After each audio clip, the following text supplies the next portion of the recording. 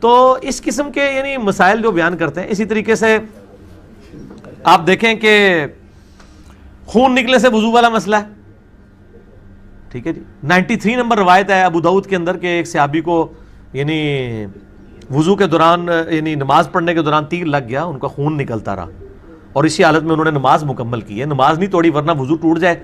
ایک بندے کا اگر نماز کے دوران پیشاب نکل جاتا ہے تو کیا نماز جاری رکھے گا؟ وہ نماز ٹوٹ گئی. ایک بندے کا خون نکل رہا ہے, نماز ٹوٹ گئی.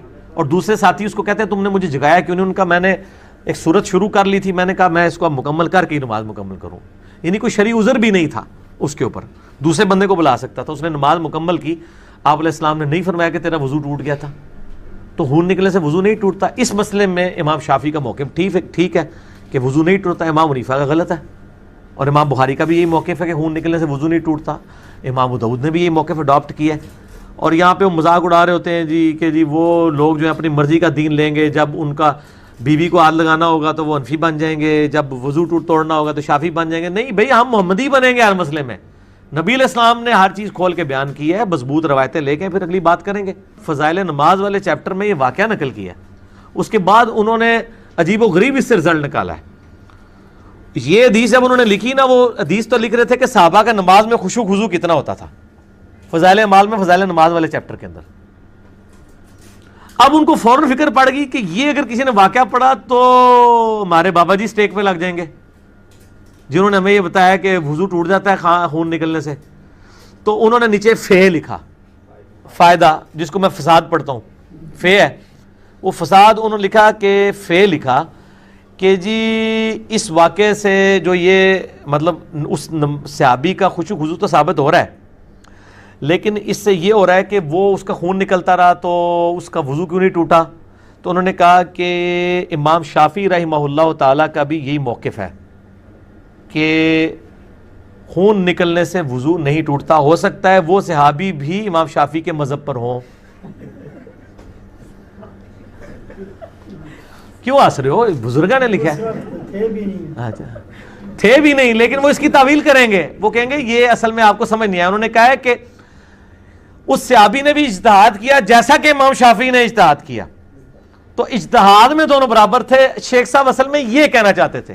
شیخ صاحب جو کہنا چاہتے تھے وہ انہوں نے فضائل مال کے مقدمے میں کہہ دیا ہے.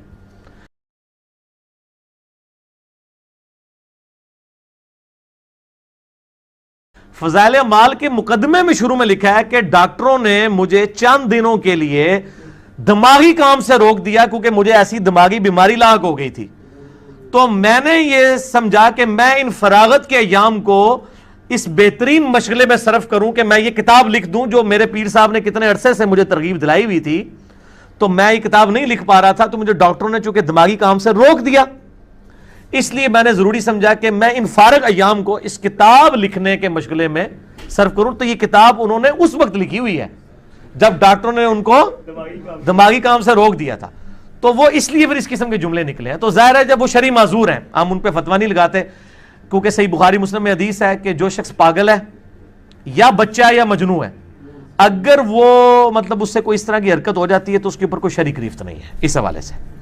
تو اگر وہ انہوں نے خود بتا دیا کہ میں شرعی مریض تھا, اور اب یہ ان کو سوچنا چاہیے تھا کہ انہوں نے یہ کام کیوں کیا اس حالت کے اندر.